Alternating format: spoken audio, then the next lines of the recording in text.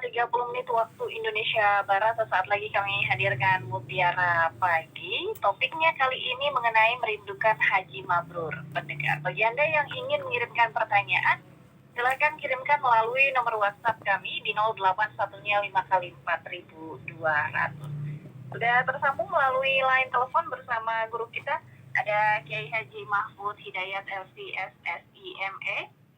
Assalamualaikum Pak Kiai, selamat pagi. Waalaikumsalam warahmatullahi wabarakatuh. Sehat Pak Kiai pagi hari ini? Alhamdulillah sehat semuanya. Alhamdulillah. Topik kita mengenai merindukan Haji Mabrur Pak Kiai. Sambil juga menunggu pertanyaan dari para pendengar, untuk pemaparan awalnya disilahkan. Baik. Bismillahirrahmanirrahim. Assalamualaikum warahmatullahi wabarakatuh. Alhamdulillahi rabbil alamin. Wabihi nasta'inu ala umurid dunya waddin. Wassalatu wassalamu ala ashrafil mursalin Sayyidina wa maulana Muhammad wa ala alihi wa sahbihi wa man tabi'ahum bi ihsanin ila yaumiddin, amma ba'd. Allahumma faqihna fid din wa 'allimna at-ta'wil. Ma'asyiral muslimin wa zumratal mu'minin rahimakumullah. Tanpa terasa kita berada di hari terakhir, hari tasyrik, yaitu tanggal 13 bulan Zulhijjah. Artinya pada hari ini adalah hari ketika jamaah haji yang berada di tanah suci, yaitu mereka melakukan jamroh di hari yang terakhir, melempar jumroh di hari yang terakhir, yaitu di tanggal 13 bulan Zulhijjah bagi yang nafar sani. Kalau yang nafar awal, mereka sudah melaksanakannya di hari yang kemarin sehingga pulang kembali ke hotel masing-masing atau ke penginapan yang ada di Mekah. Nah, oleh karena itu kita doakan mudah-mudahan semua yang telah melaksanakan ritual manasik haji di tanah suci, mudah-mudahan mereka mendapatkan predikat haji yang mabrur. Amin ya rabbal alamin. Berbicara haji mabrur itu adalah tentu suatu idaman yang diinginkan, yang dirindukan oleh setiap muslim, khususnya jamaah haji yang berangkatnya itu sampai ngantri, yang berangkatnya dengan segala pengorbanan harta dan jiwa, ya, bahkan rela untuk kaitannya dengan antrian visa dan kesabaran yang maksimal. Tentu ini adalah ujian, dan di sana pun mereka diuji dengan berbagai macam, ya, ada ujian berupa cuaca, ujian berupa kaitan dengan kondisi kesehatan, kondisi ekonomi, dan seterusnya dan seterusnya. Nah, ini adalah bagian daripada bagaimana cara mencapai haji mabrur. Bahkan ketika sampai di tanah air kembali, itu tuntutan demi tuntutan sudah ada di dalam pundak mereka.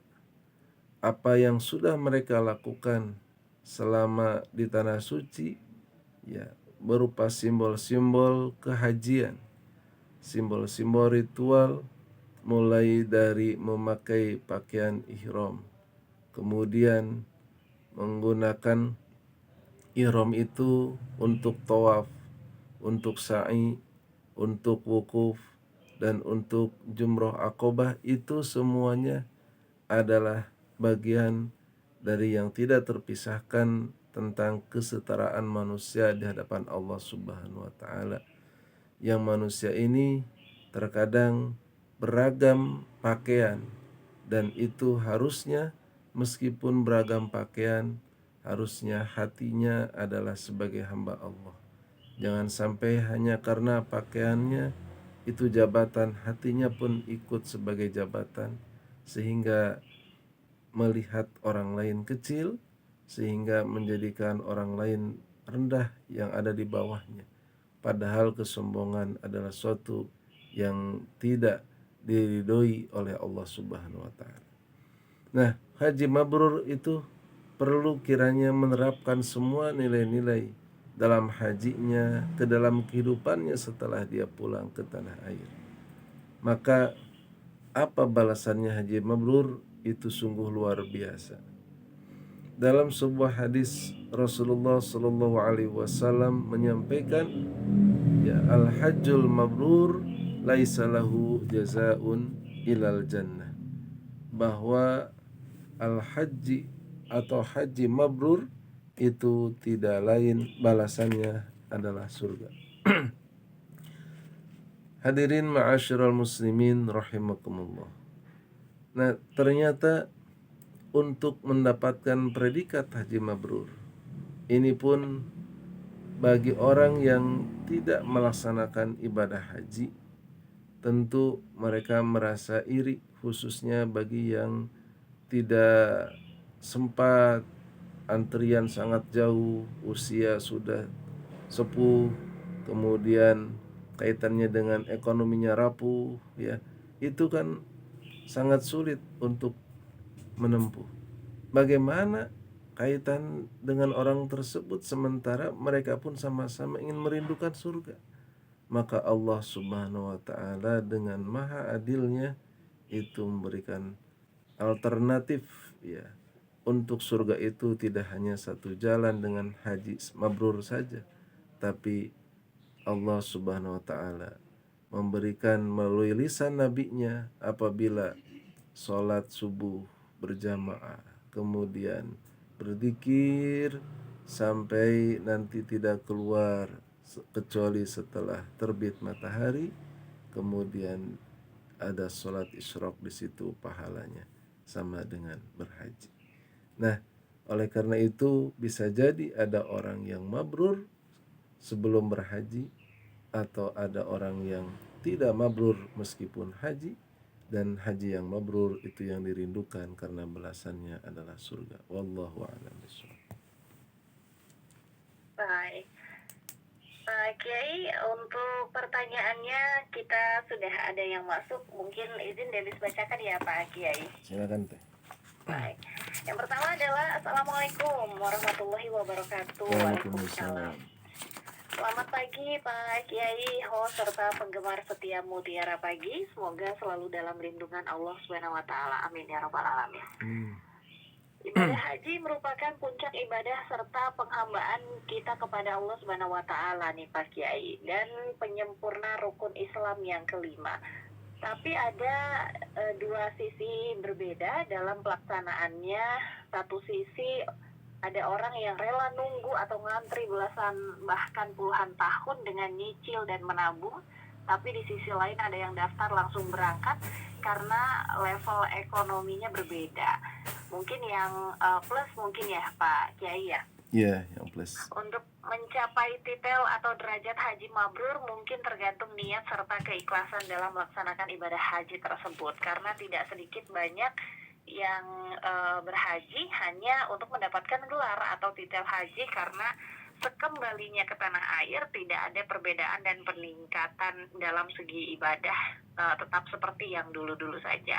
Bagaimana, apakah bisa disebut haji yang mabrur Pak Kiai seperti itu? Syukron atas jawabannya. Wassalamualaikum warahmatullahi wabarakatuh. Waalaikumsalam. Silakan Pak Kiai. Dari siapa teh? Dari Bapak Abdul Muhi di Curug Mekar. Baik, terima kasih. Bapak Abdul Muhi dari Curug Mekar ya. Ini pertanyaannya adalah pertanyaan yang bersifat kritik ya, khususnya kritik sosial kaitan dengan fenomena yang ada di masyarakat, terutama dalam pelaksanaan ibadah haji.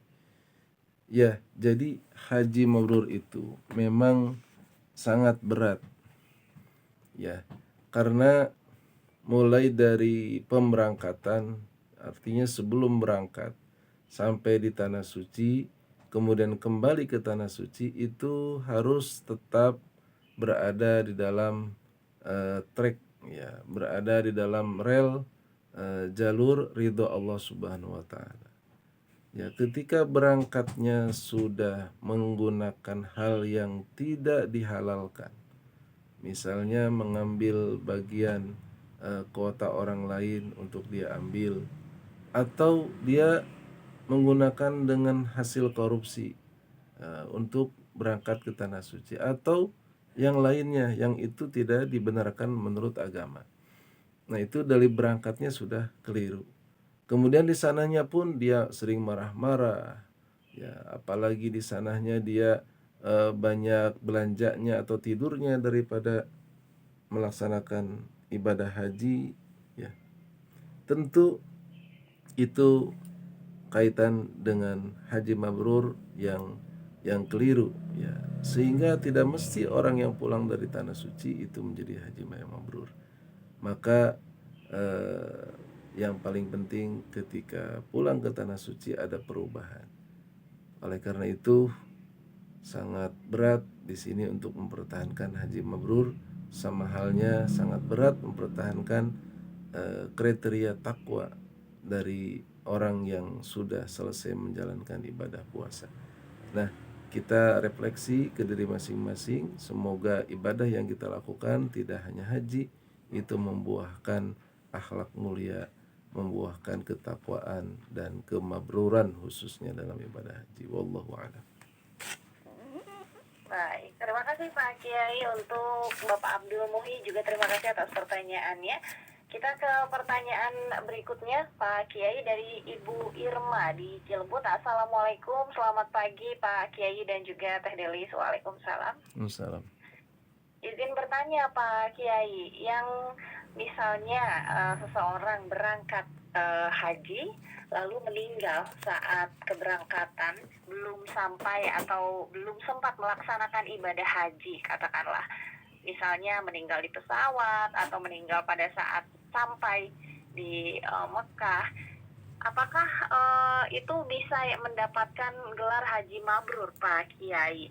Mohon penjelasannya. Wassalamualaikum warahmatullahi wabarakatuh. Silahkan Pak Kiai. Waalaikumsalam warahmatullahi wabarakatuh. Terima kasih Ibu Irma, ya.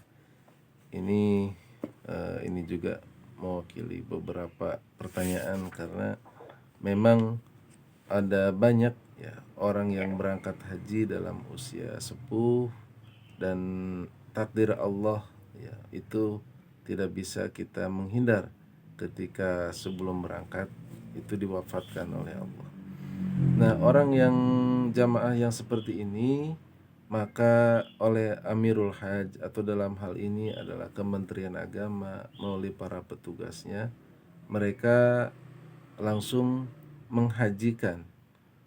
Menghajikan artinya adalah jamaah tersebut yang sudah terdaftar sebagai jamaah haji Indonesia, atau karena sebelum disebut calon jamaah haji Indonesia, maka jamaah ini langsung nanti namanya akan dibadalkan atau namanya nanti akan dihajikan oleh orang lain dari para petugas haji Indonesia di sana.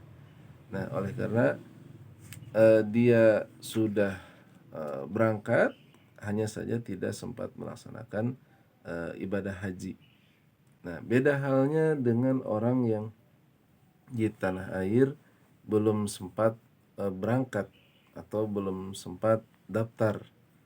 Nah, orang tersebut maka wasiat misalnya, kalau uang saya ada atau kalau tanah saya laku, maka tolong kepada anaknya itu untuk dihajikan. Wafat, maka itu menjadi wasiat, maka harus dihajikan. Kalau untuk mabrur dan tidaknya itu tergantung yang melaksanakannya. Karena ini misalnya orang tersebut sudah sangat ikhlas, ya, dalam pemberangkatannya, kemudian dia sudah niat yang kuat akan sungguh-sungguh dalam melaksanakan semua ritual haji, ya dalam hal ini kaitan dengan rukun dan wajibnya, maka insya Allah mendapatkan predikat haji mabrur. Tapi kalau dari awalnya keliru, apalagi dia niat nanti sudah di sana, justru dia yang akan banyak adalah belanjanya, sementara ibadah hajinya dia eh, sudah niatnya udah salah, maka itu akan jauh ya dari kemabruran. Mungkin dapat nilai yang mabrur tapi tidak selevel dengan orang yang pertama tadi. Wallahu a'lam. Pak Kiai, kita ke pertanyaan berikutnya. Kali ini dari Pak Haji Rijal di Ciamas. Assalamualaikum Pak Kiai. Waalaikumsalam. Waalaikumsalam warahmatullahi wabarakatuh. Izin bertanya, apa-apa saja nih kiatnya untuk menerapkan haji mabrur setelah kita kembali ke tanah air, sebab jauh dari kenyataan Pak Kiai. Mohon penjelasannya Pak Kiai dari Bapak Haji Rijal di Ciamas. Enggak Pak Kiai. Baik, terima kasih Bapak Haji Rijal di Ciamas ya. Kiat haji mabrur. Ya, ini sama-sama kita praktekkan karena memang berat ya. Berat bagi dalam teorinya mudah, tapi secara prakteknya itu yang berat, yang sulit mungkin ya.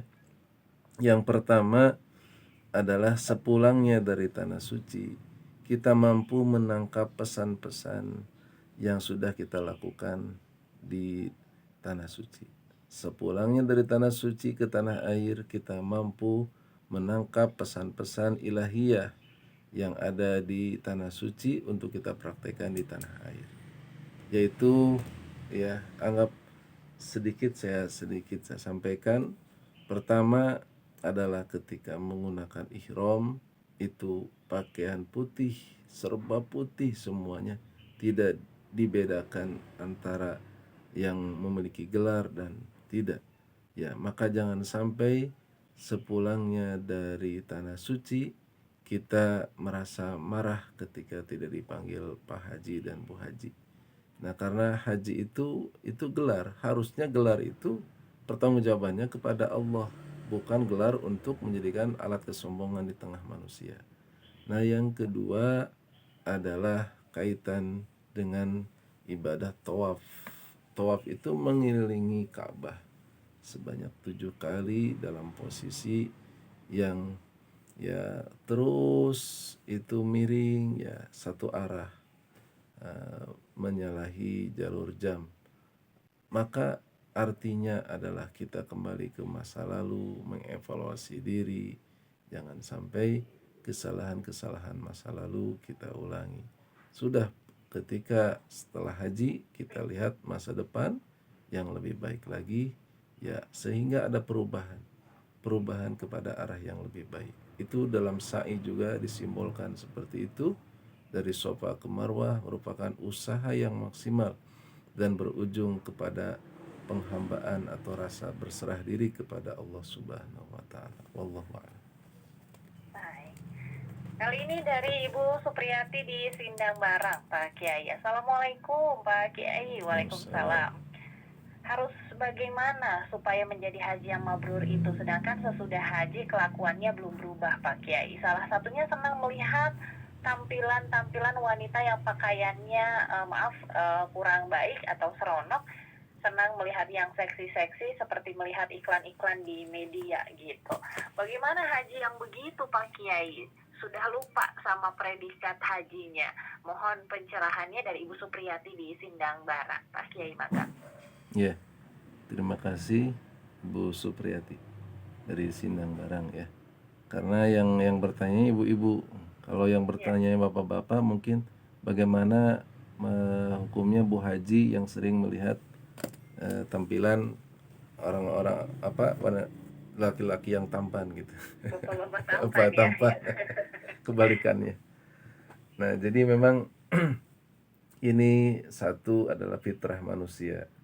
Ya, fitrah manusia yang memiliki kecenderungan kepada lawan jenis. Nah, sehingga hawa nafsu itu memang ada, dan orang yang tidak memiliki hawa nafsu itu adalah malaikat, ya, bukan manusia. Karena manusia itu diberi hawa nafsu. Kemuliaan manusia adalah ketika bisa mengendalikan hawa nafsu. Kalau malaikat mulia, ya karena malaikat makhluk yang taat kepada Allah secara 100%, sebab tidak dibekali hawa nafsu. Karena yang hawa nafsu itu yang menjadikan ketika ketaatan dihadapkan dengan kemaksiatan. Mau memilih yang mana itu. Hawa nafsu mendorong untuk melakukan keburukan atau kemaksiatan. Sementara ada hal lain dalam diri kita, ruh, ya, yang suci untuk menahan diri, mengendalikan hawa nafsu. Di sana itu, di tanah suci, selama ibadah haji maupun umroh itu, kita ditahan untuk tidak berkata kotor, untuk tidak melakukan hal yang seronok, ya, hal-hal yang tidak dibolehkan oleh agama. Apalagi kaitannya eh, dengan kemaksiatan, ya, dari mulai lisan, mata, tangan, dan seterusnya. Dan itu pelajaran penting, sehingga sampai bahkan yang halal sekalipun itu menjadi haram ketika di sana. Ya, kita di Indonesia boleh berhubungan badan suami istri, tapi ketika di sana selama ibadah haji khususnya sampai selesai ibadah haji itu baru dibolehkan setelah tahallul yang kedua. Nah, ini seperti inilah yang harus dipraktekkan sehingga ingat, ya, ingat waktu di sana seperti apa. Nah, maka orang yang baik itu bukan orang yang tidak berdosa. Orang yang baik itu adalah orang yang berdosa, kemudian dia ingat dengan dosanya dan bertobat untuk tidak mengulanginya lagi. Nah, oleh karena itu ini terus-menerus kita mengingatkannya, sehingga sangat rugi apabila sudah antri yang lama haji dengan capek dan seterusnya, sementara nilainya, ya, itu kita sama saja dengan orang yang tidak berhaji. Untuk kemaksiatan harus berbeda dong antara yang sudah berhaji dengan yang tidak. Jangan sampai waktu sebelum berangkat sebagai seorang yang bermaksiat, setelah pulang dari tanah suci ternyata masih seperti itu. Nah, itu kan adalah tidak ada perubahan sama sekali. Nauzubillah min dzalik. Wallahu a'lam. Baik. Oke, kita ke pertanyaan berikutnya dari Bapak Arman di Cilebut. Assalamualaikum Pak Kiai, semoga sehat selalu dan juga Teh Delis. Amin ya rabbal alamin. Waalaikumsalam. Salam. Izin bertanya Pak Kiai, mohon koreksi apabila saya salah karena tadi juga sempat telat nyalakan radionya katanya. Tadi Pak Kiai sampaikan belum tentu orang pulang dari tanah suci menjadi haji yang mabrur. Itu yang pertama. Lalu yang kedua, sebaliknya ada orang yang tidak haji namun bisa mabrur, atau bagaimana ya Pak Kiai? Misalnya nih saya sudah berusia lanjut gitu, tidak bisa berangkat haji, ingin rasanya menjadi seorang yang menjadi haji yang mabrur, itu apakah bisa Pak Kiai? Mohon penjelasannya, silakan Pak Kiai. Ya. Bismillahirrahmanirrahim. Inilah Bapak Arman, ya, dari Cilebut, yang kita maksudkan tentang bagian daripada keadilan Allah Subhanahu wa taala. Allah itu Maha Adil dan Allah Maha mengetahui setiap hambanya, bahkan yang terbesit di dalam hati hambanya Allah sangat mengetahuinya. Nah, ketika dihadapkan keinginan dengan kemampuan, itu pun Allah Maha tahu. Seseorang ingin berangkat haji namun tidak mampu untuk melakukannya. Maka dalam Al-Quran, walillahi ala nasi hijjul baiti man istata'a ilaihi sabila. Jadi kaitannya dengan hak Allah atau wajib atas manusia itu adalah haji bagi yang mampu melakukan di jalannya. Mampu atau istita'ah itu adalah tidak hanya berupa ongkos atau biaya naik haji, tapi juga kaitan dengan fisik, kaitan dengan regulasi, ya aturan di pemerintahan dan seterusnya. Nah, inilah kaitan dengan istita'ah atau kemampuan. Maka orang yang tidak mampu ya tidak perlu memaksakan diri sampai akhirnya melanggar regulasi, ya harusnya tidak boleh, dia dibolehkan. Merasa ini keharusan dengan berbagai cara apapun harus dilakukan. Ternyata yang dilakukannya adalah yang diharamkan atau bahkan mendolimi orang lain dengan menggunakan kuota atau kursi dari yang lainnya. Nah, maka itu bisa jadi memberikan cacat dalam meraih haji yang mabrur. Nah, tetapi kebalikannya, orang yang sungguh-sungguh dia mengumpulkan uangnya dengan cara yang halal, beranggap atau berharap dia nanti bisa berangkat ke tanah suci pada saatnya, ya kemudian dia ibadahnya dengan baik, karena kan haji itu rukun Islam yang kelima. Ada syahadat, sholat, puasa, zakat. Itu yang empatnya udah dia lengkapi semuanya, tinggal haji yang belum. Kadang-kadang kan ada orang yang haji di nomor satu kan, sholatnya masih belang bentong ya, sering sholatnya ditinggalkan, dia menomorsatukan haji, menomorsatukan haji. Akhirnya kembali dari sana masih juga sholatnya sering ditinggalkan. Jadi semuanya udah lengkap dulu baru terakhir haji, ternyata wafat. Nah, ketika wafat, insya Allah orang tersebut mendapatkan predikat haji yang mabrur. Kenapa? Karena wafatnya itu kan oleh Allah diwafatkan, bukan keinginannya. Nah, tapi dia sudah baik, dia sudah melakukan semua kebaikan-kebaikan, bahkan tadi ya kepada orang tuanya, kepada fakir miskin, dia tidak hanya zakat tapi sodako, sholatnya juga sholat sunnahnya dia lakukan. Nah, kemudian dia sudah mengumpulkan untuk pemberangkatan ibadah haji, hanya meninggal dunia sebelum mendapatkan pemanggilan untuk berangkat. Nah, insya Allah orang tersebut tercatat sebagai haji mabrur meskipun berbeda kaitan dengan yang melakukan haji sesuai dengan syariat yang ada di tanah suci. Wallahu a'lam. Pak Kiai, karena waktu yang terbatas, mungkin bisa disampaikan untuk kesimpulannya pada topik kita pagi hari ini, merindukan haji yang mabrur. Pak Kiai, silahkan. Ya, terima kasih. Suatu hari Rasulullah Shallallahu Alaihi Wasallam ya, itu diberikan pertanyaan. Ini hadis dari Abu Hurairah radhiyallahu anhu. Pertanyaannya adalah, Ayul amali afdal? Ya Rasul, amal ibadah apa yang paling utama? Qala, menjawab Rasulullah sallallahu alaihi wasallam, imanun billahi wa rasulih. Yang paling utama amalan itu adalah beriman kepada Allah dan Rasulnya. Kila, ditanya lagi, summa madza? Kemudian apa lagi ya Rasul? Maka beliau menjawab, al jihadu fi sabilillah, berjihad di jalan Allah. Qila, dikatakan lagi, summa madza? Kemudian apa lagi ya Rasul? Selain iman kepada Allah dan Rasulnya, jihad fi sabilillah, kemudian apa lagi?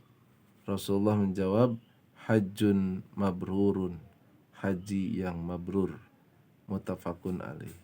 Hadis ini menjadikan pelajaran penting bagi kita bahwa amal ibadah yang paling utama sesuai dengan hadis Abu Hurairah riwayat Imam Bukhari dan Muslim adalah, yang pertama adalah iman kepada Allah dan Rasulnya, yang kedua adalah berjihad fi sabilillah, yang ketiga adalah haji yang mabrur. Iman kepada Allah dan Rasulnya menjadi pondasi di awal, karena inilah hakikat seseorang mendapatkan tiket surga karena keimanannya kepada Allah dan Rasulnya. Kemudian jihad fi sabilillah itu pun termasuk ibadah yang sangat berat, karena berjihad adalah berarti berperang di jalan Allah ya dengan segenap harta dan jiwa. Nah, termasuk haji yang mabrur itu pun berat dilakukan, dan semuanya adalah tentu apabila didasari dengan iman kepada Allah dan Rasul, didasari dengan bekal ketakwaan, semuanya akan mendapatkan predikat orang-orang yang bertakwa dan dimasukkan ke dalam surganya. Amin ya rabbal alamin. Demikian, terima kasih. Wassalamualaikum warahmatullahi wabarakatuh. Waalaikumsalam warahmatullahi wabarakatuh. Terima kasih Pak Kiai untuk ilmunya di pagi hari ini terkait merindukan haji mabrur. Semoga warga negara Indonesia yang saat ini tengah melaksanakan ibadah haji di Mekah ini pulang semuanya menjadi haji yang mabrur ya Pak Kiai. Amin, Amin ya amin. rabbal alamin. Dan mohon maaf untuk pertanyaan yang tidak sempat terjawab dari Bapak Andi Supriyadi, ada Ibu Namiyah di Ciamas, dan juga Bapak Arfan di Empang ya. Mohon maaf karena waktu yang terbatas, mungkin bisa di lain kesempatan. Demikian Mutiara Pagi, Pak Kiai terima kasih atas waktunya. Sehat selalu Pak Kiai. Amin, amin. Sama-sama. Assalamualaikum Pak Kiai. Waalaikumsalam warahmatullahi wabarakatuh. Baiklah, demikian Mutiara Pagi edisi hari ini, Senin 9 Juni 2025. Sesaat lagi kami hadirkan Warta Berita Pagi. Dipastikan Anda tetap bersama kami di Pro 1 RRI Bogor.